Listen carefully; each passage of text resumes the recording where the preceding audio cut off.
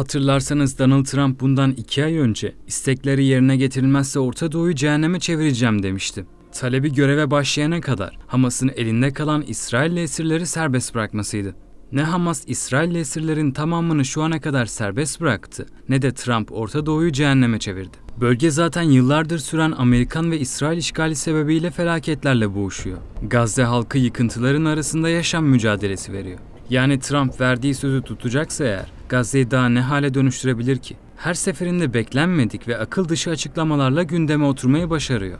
Önce Gazze'liler Mısır ve Ürdün'e gönderilecek dedi.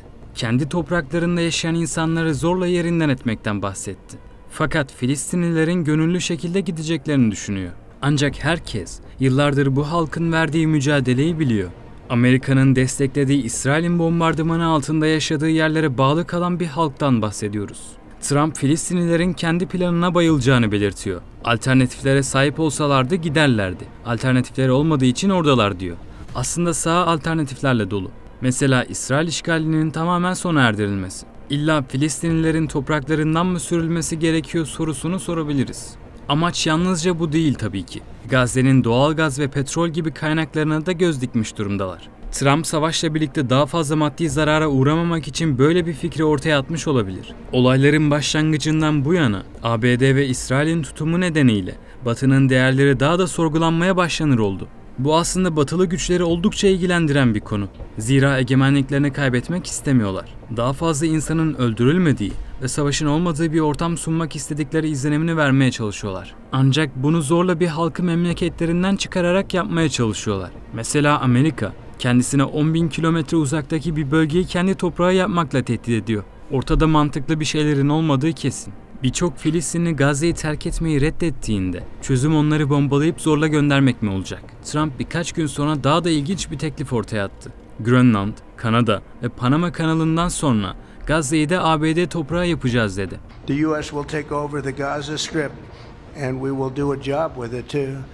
We'll own it and be responsible for dismantling all of the dangerous unexploded bombs and other weapons on the site, level the site and get rid of the destroyed buildings, level it out, create an economic development that will supply unlimited numbers of jobs and housing for the people of the area. Toprak edinmeye yönelik girişimler, Batı'nın sömürgecilik zihniyetinin kalıntılarından başka bir şey değil. Gazze'ye sahip olmaktan ve tamamen orayı kendi üstüne geçirmekten bahsediyor. Bölge halkına iş sağlayacak bir kalkınma da hedefleri arasında. Eski bir emlakçı olan ABD Başkanı, Gazze'yi Orta Doğu'nun Riviera'sına dönüştürmeyi istiyor. Herhalde oraya bir Trump Tower'da dikmek istiyor olabilir. Bölge halkı ifadesi oldukça genel bir tabir. Filistinlileri kastedip kastetmediği meçhul ama onları istemediği şuradan belli. Geçenlerde Gazze'liler geri dönmesin dedi. Yani hedefi tamamen Gazze'lilersiz bir Gazze inşa etmek. It would be my hope that we could do something really nice, really good where they wouldn't want to return. Why would they want to return? The place has been hell. It's been one of the meanest, toughest places on earth. Planlarını bir kağıttan okuyarak aktardı. Demek ki önceden hazırlığı yapılan ve metne dökülen bir plan mevcut. Ancak New York Times'ta çıkan bir haberde Trump ekibinin bu planı üzerinde çok da düşünmeden açıkladığı belirtiliyor. Habere göre Washington yönetimi, fikrin uygulanabilirliğini incelemek için en temel planlamadan bile yoksun. Normalde dış politikada atılacak adımlarla ilgili Dışişleri Bakanlığı veya Pentagon'la konu hakkında toplantı yapılırdı. Fakat bu toplantının bile yapılmadığı söyleniyor. Üstelik ne Beyaz Saray ne de İsrailliler Trump'ın bu fikri ortaya atacağını bekliyordu. Başkanın ve çevresinin dış politikayı bir emlakçı bakış açısıyla görüp yorumladığı da medyada konuşulanlar arasında. Pazarlıkta olaya yüksekten fiyat biçerek karşısındakinin üstlenemeyeceği taleplerde bulunuyor. Kazan kazan prensibine de inanmıyor. Tüm anlaşmaların net bir kazananı ve net bir kaybedeni olduğu görüşünde. Ayrıca bu konuda şok doktrinini uyguladığını savunanlar da var. Naomi Klein adlı yazarın fikri olan bu doktrin, kriz ortamlarında insanların onlara buyruk edileni kabul etmek durumunda kaldığını açıklıyor. Trump da bu doktrinden hareketle Gazze'lilere felaket tellallığı yaparak zorlu politikalara boyun eğmelerini istiyor. 9 Şubat'ta konuyla ilgili yeni bir açıklama yaparak Gazze'yi alma hususunda oldukça ısrarcı olduğunu kanıtladı. Gazze'yi satın almaya ve sahiplenmeye kararlı olduğunu söyledi. Peki Gazze halkı bu konuda ne diyor? İsrail'in saldırıları sırasında kentte bir o tarafa, bir bu tarafa sığındılar. İşgal sürecinde bazılarına refah sınır kapısı üzerinden Gazze'den Mısır'a kaçma şansı verildi. Lakin ana bin Gazze, abuya bin Gazze, Zid abuya bin Gazze, ihna min al-asas اولاد Gazze, اولاد البلد. فايش ما يعملوا فينا احنا صامدين على بلدنا مش حنطلع هان. احنا عندنا خيار واحد لا ثاني له. اما نضلنا في بلدنا او نموت فيها فقط لا غير. Gitmeleri halinde bir daha asla geri dönemeyeceklerini düşündükleri için tehcir planlarını reddettiler. Yaşadıkları onca şeyden sonra bile Gazze'de kalmayı ve o toprakları terk etmeyeceklerini söylüyorlar. احنا مش حنرحل مهما كان احنا هينا انا بلا مؤاخذه هي دارنا راحت وحالنا كله راح انا بنام فوق الردم مش حنرحل لو بدك علينا كل الحياه احنا مش حنرحل احنا عندنا صامدين في ارضنا وارض اجدادنا وارض ابياتنا. Amerikan başkanının söz konusu planlarını Netanyahu ile yaptığı basın açıklaması sırasında söylemesi önemli. Zira İsrail Başbakanı Trump'ın göreve başlamasıyla ABD'yi ziyaret eden ilk yabancı lider oldu. Bu da yeni Amerikan yönetiminin İsrail'e verdiği desteği öncelediğini kanıtlar nitelikte. Trump çatışmalar sona erdiğinde Gazze'nin kontrolünün İsrail tarafından Amerika'ya devredileceğini belirtti. Yani bu sözler ateşkesin fazla uzun sürmesini istemedikleri ve savaşa yeniden dönecekleri gerçeğini ortaya çıkarıyor. Tüm bu süreçte Gazze'de ABD askerlerine ihtiyaç duyulmayacağını da belirtti Trump. Ancak genellikle birbirleriyle çelişkili cümleler kurduğu açık. Gazze söz konusu olduğunda ne gerekiyorsa demek, askerlerini göndermeyi de göz ardı etmediği manasına geliyor. Öte yandan İsrail savaşa yeniden hazırlık yapıyor. Mühimmat stoklarının yenileme arayışında. Pentagon'da geçtiğimiz günlerde İsrail'e 7,4 milyar dolarlık yeni silah satışına onay verdi. Bugünlerde ayrıca Filistin toprağı olan Batı Şeria'nın İsrail tarafından ilhak edilmesi gündeme getiriliyor.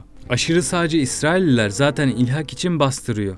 Mevcut ABD yönetimi ve hükümetteki üst düzey isimlerden de bunu destekleyenler var. Yakın zamanda bir gazeteci Trump'a Batı Şeria'nın olası ilhakına nasıl baktığını sordu. O da İsrail'in az bir toprağa sahip olduğunu söyledi.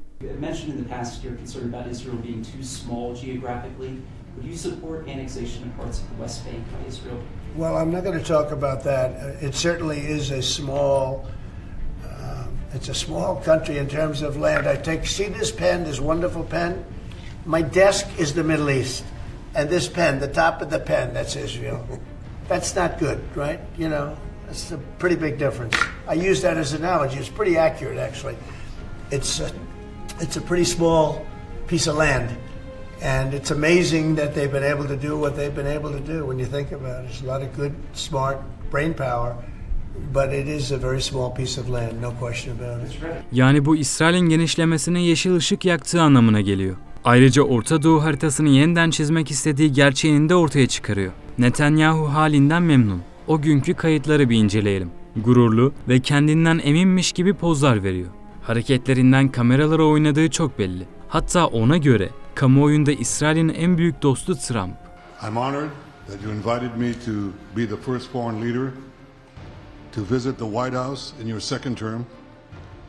This is a testament to your friendship and support for the Jewish state and the Jewish people. I've said this before, I'll say it again. You are the greatest friend Israel has ever had in the White House.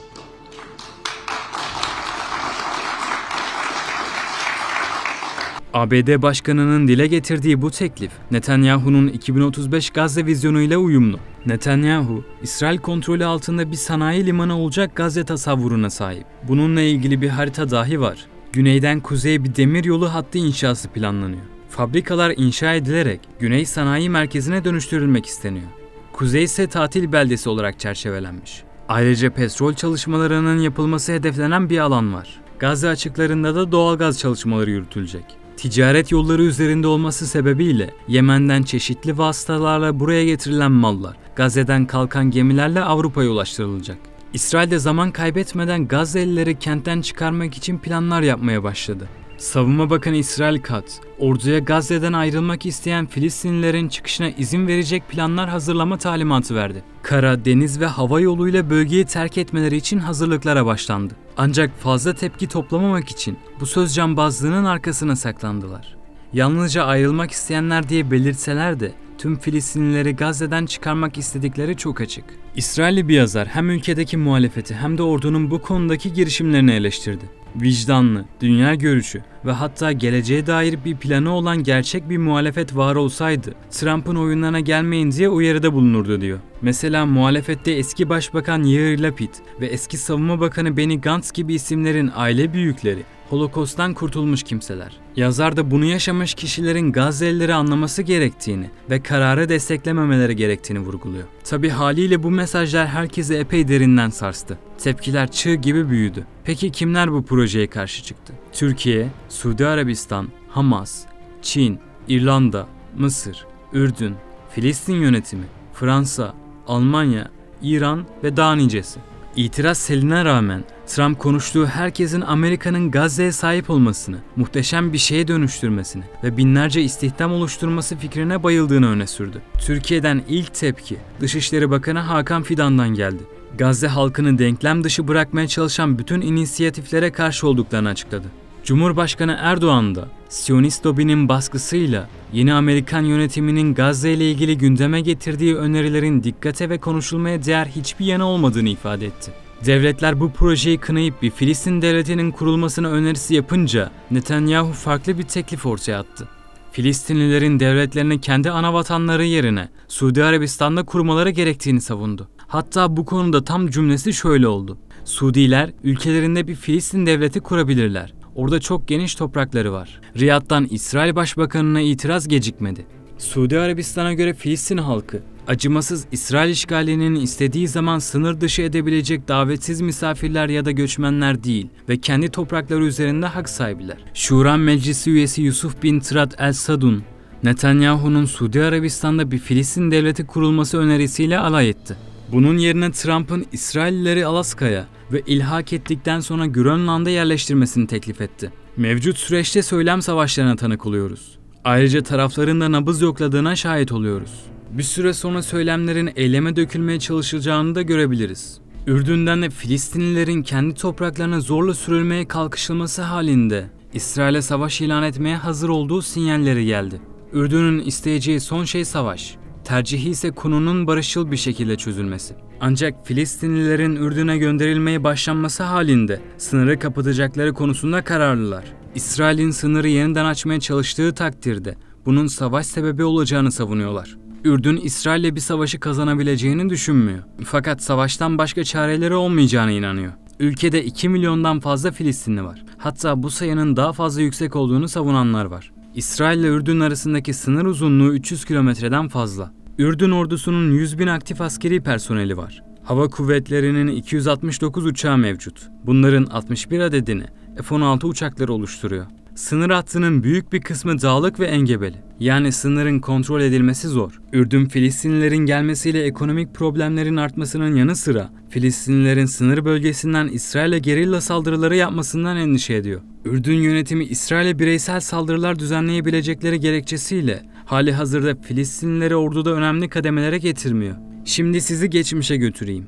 1960'larda Filistin Kurtuluş Örgütü öncülüğündeki savaşçılar Ürdün toprakları üzerinden İsrail'e saldırılar düzenliyordu. Bu durum İsrail'in misillemesine yol açıyordu. Ayrıca Ürdün, Filistinlilerin silahlı eylemlerini kendi iktidarına meydan okuma olarak görüyordu. 1970'te Kara Eylül olayları başladı. Ürdün ordusu ülkedeki Filistin mülteci kamplarına operasyon düzenledi. Çatışmalar sonucunda Filistin Kurtuluş Örgütü Ürdün'den sürülürken Lübnan'a taşındı. Yani Ürdün yönetimi yıllar sonra aynı olayları yaşamak istememesi sebebiyle Trump'ın fikrine karşı çıkıyor. Filistinlilerin kendi topraklarından kovulup bölgede etnik temizlik yapılması mevzusu yeni değil. 100 yıl öncesine dayanıyor. İngiltere'nin Balfour Deklarasyonu'yla Filistin topraklarında bir Yahudi ulusal anayurdu kurulmasını ilan etmesi bu durumun önünü açtı. İngiliz işgalindeki topraklara zamanla Yahudiler yerleştirildi. Nihayetinde 1948'de İsrail kurulduğunda Filistinliler topraklarından sürüldü. İlginç bir detaysa